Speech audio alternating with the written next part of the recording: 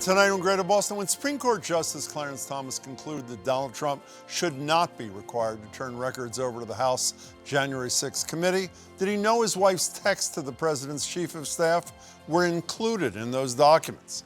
Did he know she received $200,000 from a group supporting a Muslim travel ban, which he then voted for? Those are among the questions surrounding Justice Thomas.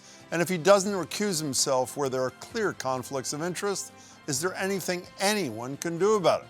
Then later, as we head into outdoor dining season, North End restaurateurs are furious over the city's plan for their neighborhood. Higher fees, earlier curfews, and a shorter season than anywhere else in Boston. A restaurant owner and a North End resident with very different views of the situation both join me on that. Many of us have long believed Donald Trump's efforts to overturn the results of the 2020 elections were illegal. And today, a federal judge has come to the same conclusion, ruling the former president more likely than not committed a felony. The judge is ordering Trump ally John Eastman to hand over more than 100 emails exchanged about attempts to overturn the election to the House committee investigating the January 6th attack on the Capitol. Eastman had argued the exchanges were protected by attorney-client privilege, but according to today's ruling, their plan obviously violated federal law and should be investigated. Of course, Eastman can still appeal that ruling to the Ninth Circuit Court and then to the Supreme Court, where he may have a very friendly ear, that of Justice Clarence Thomas. As has been widely reported over the past few days, the Washington Post and CBS News uncovered texts sent after the 2020 election from Thomas's wife, conservative activist Virginia Ginni Thomas, to then White House Chief of Staff Mark Meadows. In them, she not only pushes him to overturn the presidential results, she advises on legal strategy, including pushing for soon-to-be-declared too out there even for Trump, Sidney Powell, to head up the legal team. Among other texts, Ginni Thomas says the Meadows do not concede. It takes time for the army who is gathering for his back and, quote, make a plan, release the Kraken and save us from the left taking America down. Release the Kraken. Unsurprisingly, the House Select Committee reportedly wants to directly interview Ginni Thomas over all this, but the biggest question is about Clarence Thomas, what he knew about his wife's involvement in matters before the court and whether that affected his decision-making. You have the wife of a sitting Supreme Court justice advocating for an insurrection, advocating for overturning a legal election to the sitting president's chief of staff. And she also knows this election, these cases are going to come before her husband. This is a textbook case for removing him, recusing him from these decisions. Not only should he recuse himself, but this Supreme Court badly needs ethics rules. I'm joined now by constitutional law expert and BU law professor Jessica Silbey and Emily Bazelon, staff writer for the New York Times Magazine, Yale Law School research fellow, co-host of Slate's Political Gabfest podcast, and the author of a fabulous book on mass incarceration called Charged. Jessica and Emily, it's good to see you both. Thanks for being here. Thanks for having us. So, Jessica, starting with you, Supreme Court justices are required, I'm reading, to recuse if their impartiality might reasonably be questioned. But other than a justice or a justice-to-be, like Ketanji Brown Jackson the other day saying voluntarily she'd recuse herself from a Harvard affirmative action case, there's no enforcement mechanism, so the rules are meaningless, correct? Well, I wouldn't say they're meaningless. Judges care a lot about their own legitimacy and their own reputation, but it is a court of last resort. There is no appeal from the Supreme Court, so if they do not recuse themselves, there is nothing to do about that. You know, even if, and we'll get to this in a second, Emily, even if Justice Thomas knew nothing about the text from his wife to Mark Meadows, it is fair to say that he's been a serial violator of this appearance of impartiality thing through the years. Is it not? I think what matters here is this problem of appearance of impropriety, right? So it's one thing to say that we know for sure that Justice Thomas knew that his own wife's text would come to light if he voted a certain way about this appeal. And it's another to just worry about what it means for the court's institutional legitimacy to have a justice helping to decide these cases when clearly his wife's reputation is at part at stake. And so I think that is really what is at issue here. It's Justice Thomas's reputation, and then also what this means for the Supreme Court. Well, I want to stay away from the text just for a second. What I was referencing when I said that I thought he was clearly a serial violator, Emily, was one, he obviously knows that she has been involved in organizations that have filed friend of the court briefs, has been in partnership with organizations that actually had cases before the Supreme Court. And I mentioned at the top of the show, which I wasn't aware of till Jane Mayer wrote about it, I must have just missed it, that she took $200,000 from groups that were against the Muslim travel ban the year before he voted against the Muslim travel ban. It seems to me, case closed, is it not? So what's tricky about this is they're not the same person. So on the one hand, we are holding him responsible for her actions. And he has talked about this idea that they are melded into one being. I know he has. Which certainly invites that kind of interpretation. On the other hand, she is her own person. Being someone's spouse is not the same thing as being the justice oneself. And to me, it is really this latest example that I think for legal ethicists most clearly crosses a line. Although I agree with you that the pattern coming up to this point also suggests that there are a lot of reasons why the appearance of impropriety is a problem here. You know, Jessica, I promise I am going to get to the text in a second. But I want to stay on this just for a second. I'm not suggesting if she wants to be a QAnon sympathizer with watermarks allegedly on the ballots, as she said to Mark Meadows, or if she wants to send insane texts to the chief of staff of the president. That is perfectly her right to do it. But if she does it and he knows or should know, then the problem is in his lap. Am I not right about that? Well, I do think the court's legitimacy as a whole matters. It's not only about him as a single justice. So one hopes that the norms of the court matter and inform the group. I think one of the things that is worrisome is when one justice goes rogue and just doesn't follow the rules that everyone else is following, for example. And if that's the appearance that is being given here, that is certainly a problem, not only for the chief, but for the court's own legitimacy entirely. Well, except for the fact that my understanding is Justice Roberts says things like, and I'm paraphrasing in the past, I have complete confidence in the integrity of all my colleagues and that they will do the right thing around issues of recusal, basically saying every man and woman for themselves, and I'll cover my eyes and hope they do the right thing. He has said that, has he not?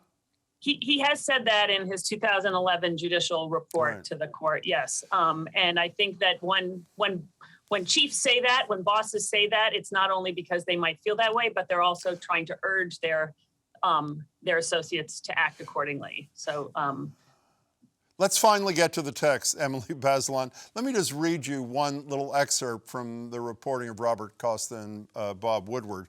This first one is from Meadows himself. This is a fight of good versus evil. Evil always looks like the victor until the King of Kings triumphs. Do not grow weary in well-doing. The fight continues. I've staked my career on it. Well, at least my time in D.C. on it. And then Thomas's reply is, thank you. Needed that. This plus a conversation with my best friend just now. I'll try to keep holding on. America's worth it. As we've all learned, thanks to Jane Mayer's reporting again, the Thomases regularly refer to each other as best friends. So it seems to me, if that circumstantial evidence is added to her admission, I think it was mid-March, to a Washington paper that she was at the Stop the Steal rally, and I'm guessing if she told a paper, she probably told her husband, at least the circumstantial evidence is pretty damning for him having ruled not to turn over these documents. Don't you think? Well, I think what we're kind of dancing around here is that on the one hand, we don't know for sure what he knew. And on the other hand, it's hard to imagine that a couple that's talked about being so close wouldn't be discussing Ginni Thomas's involvement in the Stop the Steal movement, in going to the January 6th protest. And that's the sort of crux of it here. I'd also argue that going forward, it is clear now that Justice Thomas knows about these texts just like the rest of us. And so there are cases, including the case involving John Eastman that you mentioned, that very well may be appealed to the Supreme Court in the future, soon. And in those cases, I think it will be quite difficult to understand why Justice Thomas would not recuse himself going forward. Emily, can I address what I'll describe as your reluctance to meet me on this? Can we just take the one example that I mentioned a minute ago? My understanding is, if Jane Mayer's excellent reporting is to be believed, $200,000 from a group over 2 years that supported the Muslim travel ban. The next year, Justice Thomas rules on the travel ban and rules in favor of it. Is that not that? There's no dispute about that being public knowledge. I'm assuming he had to report it on his disclosure form. How can that possibly be ethical? I just want to add that was a 5-4 decision as well. So his recusal would have made a difference. How about that, Emily? I mean, I don't really want to stand up for his ethics here, right? The only thing I will say about this is that she is not him and he is not her. And so I think one of the things that legal ethicists struggle with is how to see one spouse's zone of influence and zone of activity as separate from the other person's. But why is that, if I may, why is that complex, Emily? The answer is she can do whatever the hell she pleases. Can't she? The issue is what he can do. Emily. Well, right, but if she can do whatever she pleases, then why are we pinning this $200,000 on him if it's her money, her activity? Because her getting paid by an organization that has an issue before the court creates, let me read it again, at least an appearance of impartiality. It might reasonably be questioned, no? Yes. I mean, I'm not going to argue with the appearance standard. And I think, it's relevant here that when Chief Justice Roberts joined the court, his wife was on the board of an organization called Feminists for Life. And she left that board because they were concerned about exactly these issues of appearance of impropriety. So if you're talking about appearance, I think the Thomases have a problem. Jessica, you seem to want to say something about that. Did you? Or? Well, I'm sympathetic to the idea that spouses don't have to give up their lives because they have a justice as a partner. Right. I just want to double down on the idea that so Justice Thomas may feel like an outlier at this point, but the court does things that feel partisan and impartial all the time. The question is, what are they going to do about it now at a time when the court's legitimacy is really at stake? We're in the middle of a new confirmation proceeding. We might be having more confirmation proceedings in the future. Justice Gorsuch is sitting in a seat that might not have been his. I mean, there are a lot of reasons why at this moment, recusal might be really important compared to other times when they might not have recused under other circumstances. So I feel like context matters here tremendously. Jessica, let me just stay with you for a minute. I hope I get this right. I think I did. A former judge, Nancy Gertner, was with me a couple of weeks ago, and she served on Biden's commission on the Supreme Court and whether there should be any changes, whether it's court expansion, term limits, et cetera. And what I'm 90% sure she said to me around these ethics issues, and this preceded this whole text question, was the notion of creating a body of retired Supreme Court justices who would be the court, for lack of a better expression, of last resort on some of these ethical issues. One, is that a good idea? And two, does it have a snowball's chance in hell of being approved by whomever it is that would have the approval authority? Jessica first. So the question of who regulates the court is a good question. I mean, the court takes its cue from the Constitution, and Congress can't tell the Supreme Court what to do. They can strip it of jurisdiction, they can add more justices, but the idea that somebody is going to tell the Supreme Court how to rule or when to recuse is an independence of the judiciary problem. So no, I think it's unlikely that something like that would get by. But the idea that there would be counselors to the court, I mean, the Chief Justice Roberts has said that the Code of Conduct is not the only body of law that you go to. You can ask for legal counsel, you can ask your colleagues. And so the idea that there may be an advisory body that would add legitimacy to the decision to recuse or not to recuse seems to me an extra authority that they might want to look to. Emily, do we get an extra authority, to use Jessica's words, or is it essentially going to remain up to the 9 justices to make their own decisions about ethics?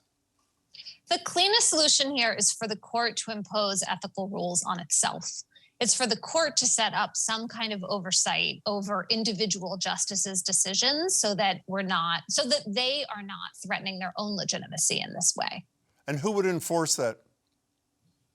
I mean, the court, once the court sets the rules, can also set up an enforcement mechanism, right? So, I mean, ideally, to address Jessica's point, you want the regulation and the enforcement to be within the judicial branch. But once the court makes the rules, then you could have oversight given over to some retired justices, some other appeals court justices. There are various ways you could get around this problem. They just have to be motivated to do something about it. They could say that the code of conduct applies to them too. Justice Roberts did not say that. He said explicitly that it does not, but they follow it. They could start there and say that it does. I'll vote for that with no power at all. Jessica Silbey and Emily Bazelon, really appreciate your thoughts. Thanks so much for your time. Bye. Thanks for having us. A battle of wills is unfolding in Boston's North End over outdoor dining.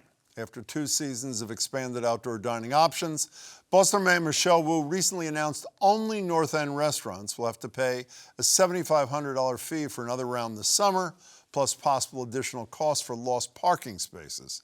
The outdoor season would also be shorter in the North End, with an earlier curfew than other neighborhoods as well. Some restaurateurs have threatened to sue the city, claiming discrimination. And in response to that, Mayor Wu sent a letter saying there doesn't need to be any outdoor dining at all. Quote, if a critical mass of restaurant owners also believes this program is unworkable as proposed, then I'm prepared to rescind North End outdoor dining before the start of the season. I'm joined by Philip Frattaroli, owner of Filippo Ristorante, Cafe Ducale, and Ristorante Lucia. I hope I got most of those right. Mary McGee, longtime North End resident. She's also the former president and current board member of the North End Waterfront Renters Association. We also reached out to see if anyone from the Wu administration would join us tonight. They were unavailable, but they resent us that letter that the mayor sent to owners. Philip and Mary, thanks so much for being here. I appreciate it. Thanks for having us, Jim. My pleasure. Mary, should there be any outdoor dining in the North End, fee or no fee? Well, I think if you read Mayor Wu's letter, you see that as usual, she has done her homework and explained why there should be a fee in the North End. In reality, this program hardly even exists in other neighborhoods. I think the Back Bay, which is the closest, had about 21 on the street as opposed to 70 in the North End. So it's really about, should the restaurants be paying some kind of fee for the extreme effect they are having on the quality of life of the residents of the North End. I think the average resident would prefer that there be no outdoor dining at all, but I think that the mayor was trying to come up with a compromise. I think it's fair.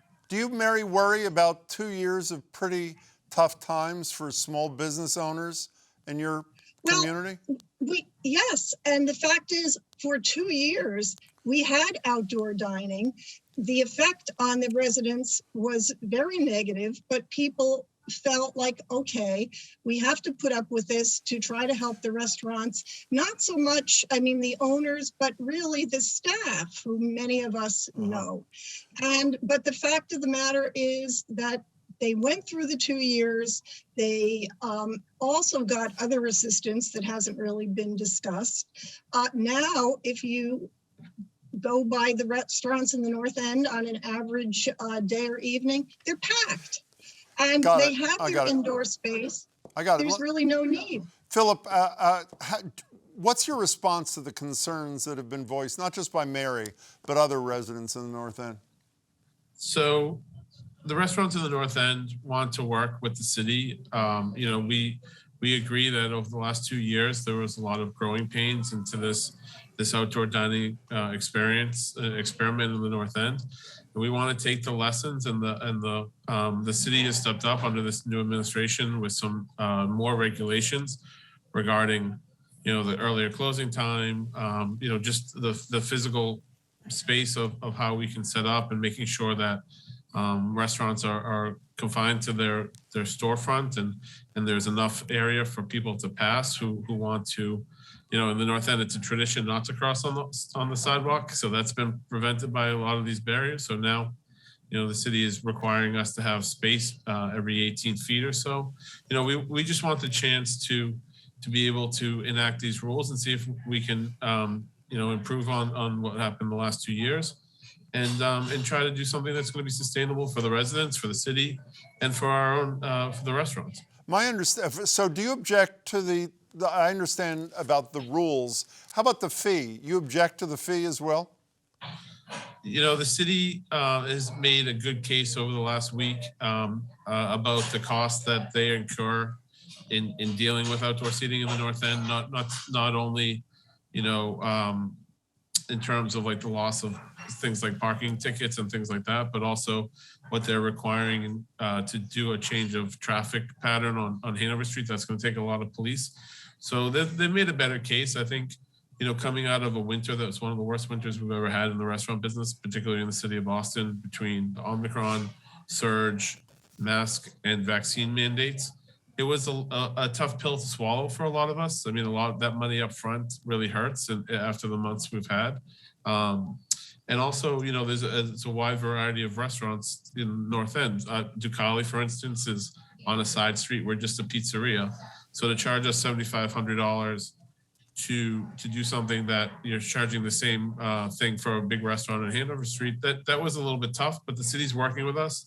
We've had some meetings, and I think we can come to an understanding on all of that, and maybe breaking up the fee a little bit and maybe having a tiered system. So we're hopeful that they're going to work with us, and we want to work with them to be good neighbors. Yeah, Philip, staying with you for a minute, you may be talking about the same thing. My understanding is on WBUR this afternoon, the mayor said that there could be fee waivers in certain circumstances. If a facility didn't have a liquor license, was not on a main drag, for argument's sake, those sort of things. You sound to me like you're reaching a point, and I'm talking to you, Philip, where restaurateurs and the city can come to some sort of at least uneasy agreement. Is that a fair summary of where we are? I think there is a vast majority of restaurateurs in the North End that want to be good neighbors and want to work with the city, and they're willing to work with us. There's some that might, there's some that just are opposed to any sort of compromise because they feel that we shouldn't be paying for something that the rest of the city is receiving for free. But in hearing the case and seeing the numbers, I mean, 70, as Mary said, 70 outdoor patios on public lands in the North End versus 20 something in the next biggest neighborhood. What we're dealing with in the North End is different from everybody else. And what we inherited in terms of what was going on before COVID, the North End was laid out 400 years ago, before horse and buggy and before anything else. So there's some issues trying to get all the things in here. By the way, I'm just told by one of my producers the mayor's announced a press conference tomorrow, possibly to announce some sort of compromise.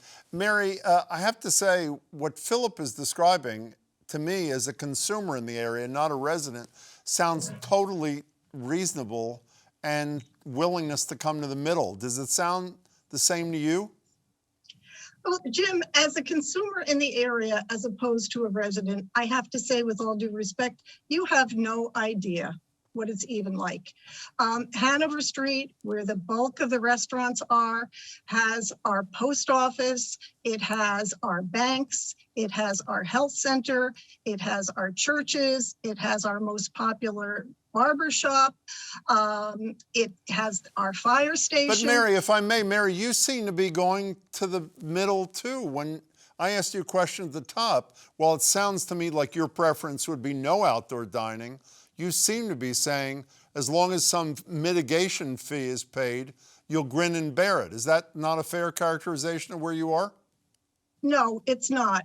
I think when this was presented to the neighbors originally, it was something to get the restaurants through the pandemic.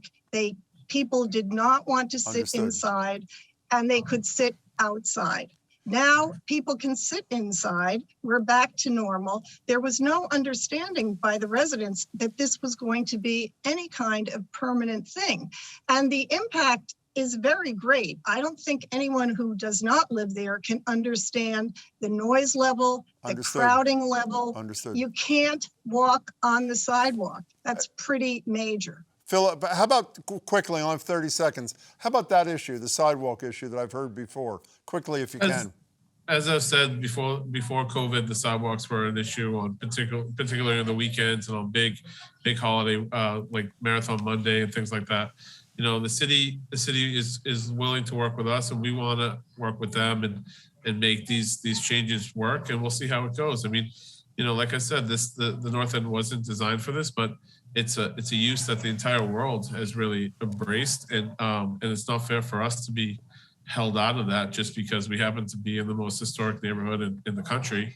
You know, we want to be good neighbors, and we want to see the changes that are going to make it more livable for everybody. But COVID isn't over for us in the restaurant business. As I said, the winter that we just survived was horrible, and we still need this outdoor seating as a crutch to get through. Well, I hope that the mayor announces some common ground tomorrow. Mary McGee, Philip Frattaroli, I appreciate your time, both of you. Good luck to you both. Thank you. Thank you, Jim.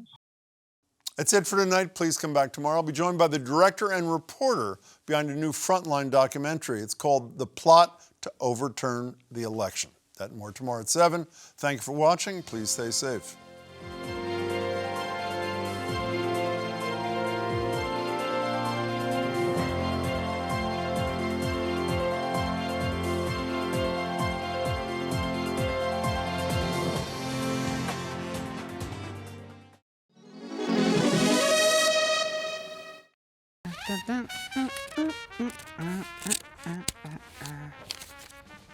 Wait, did I just commit a crime?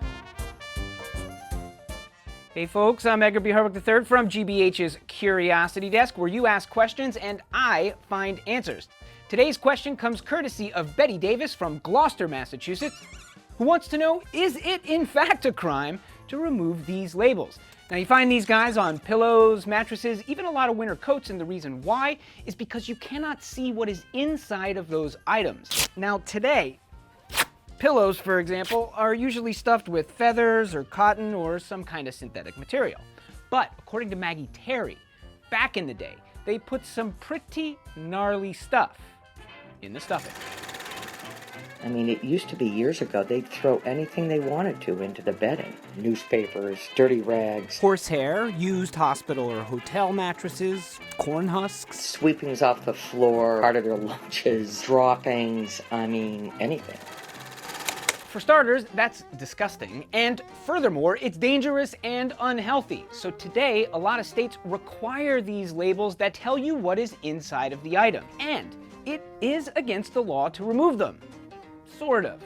Retailers and manufacturers can be fined if they remove the labels, but once you buy it or I buy it, if you read closely, most of these end with the line, "except by the consumer."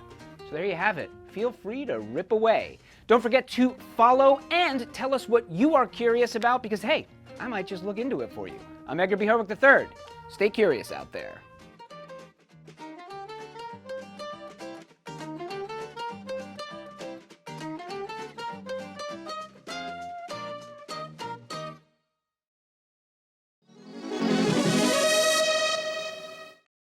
New dawn. New vibe. New duo. Join me, Paris Alston, And me, Jeremy Siegel. for GBH's Morning Edition. Your spot for local news and fresh insights. To kick off your morning and inspire your day. Weekdays from 5 to 10 on 89.7.